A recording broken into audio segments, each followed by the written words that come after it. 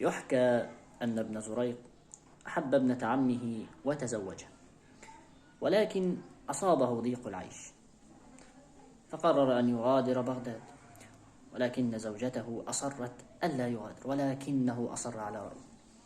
فغادر بغداد قاصدا الأندلس. فقصد الأمير أبا عبد الرحمن الأندلسي ليمدحه، فأراد الأمير أن يختبره فأعطاه نزرا قليلا، فاغتم ابن زريق لهذا العطاء وانكسرت نفسه وانعزل في الخان الذي نزل فيه وأصابه المرض. فطلبه الأمير، ولما ذهبوا إلى الخان الذي نزل فيه وجدوه ميتا، وجدوا تحته هذه القصيدة: لا تعذليه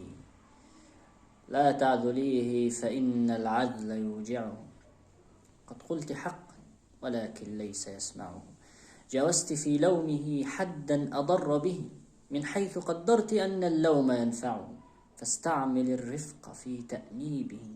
بدلا من عنفه فهو مضنى القلب موجع، قد كان مطلعا بالبين يحمله فضلعت بخطوب البين أضلعه، يكفيه من لوعة التفنيد أن له من النوى كل يوم ما يروعه، ما آب من سفر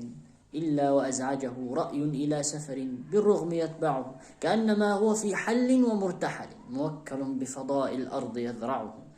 إذا الزماع أراد في الرحيل غنى ولو إلى السند أضحى وهو يزمعه، تأبى المطامع إلا أن تجشمه للرزق كدا وكم ممن يودعه، والله قسم بين الناس رزقهم لم يخلق الله مخلوقا يضيعه، لكنهم ملئوا حرصا فلست ترى مسترزقا وسوى الغايات تقنعه، والحرص في المرء والأرزاق قد قسمت بغي، ألا إن بغي المرء يصرعه، والدهر يعطي الفتى ما ليس يطلبه حقا ويطمعه من حيث يمنعه، استودع الله في بغداد لي قمرا استودع الله في بغداد لي قمرا، بالكرخ من فلك الأزرار مطلعه، ودعته وبودي لو يودعني طيب الحياة وأني لا أودعه، كم قد تشفع بي ألا أفارقه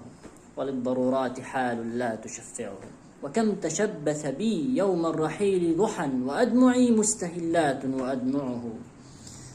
لا أكذب الله ثوب العذر منخرق عني بفرقته، لكني أرقعه، إني أوسع عذري في جنايته بالبين عنه وقلبي لا يوسعه، أعطيت ملكا فلم أحسن سياسته، كذاك من لا يسوس الملك يخلعه،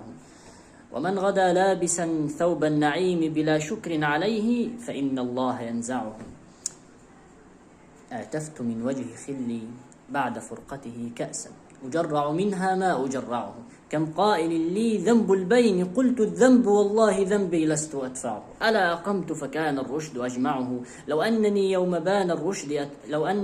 بان الرشد أتبعه، إني لأقطع أيامي وأنفدها بحسرة منه في قلبي تقطعه،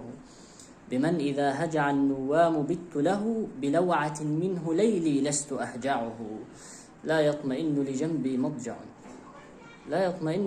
مضجع وكذا لا يطمئن له مذ بنت مضجعه، ما كنت أحسب أن ريب الدهر يفجعني به ولا أن بالأيام تفجعه، حتى جرى البين فيما بيننا بيد عسراء تمنعني حظي وتمنعه، ولو كنت من ريب دهري جازعا فرقا فلم أوق الذي قد كنت أجزعه، بالله يا منزل الأنس الذي درست آثاره وعفت مذ بنت أربعه، هل الزمان معيد فيك لذتنا أم الليالي التي أمضت ترجعه، في ذمة الله من أصبحت منزله وجاد غيث على مغناك يمرعه، من عنده عهد لا يضيع كما عندي له عهد ود لا أضيعه،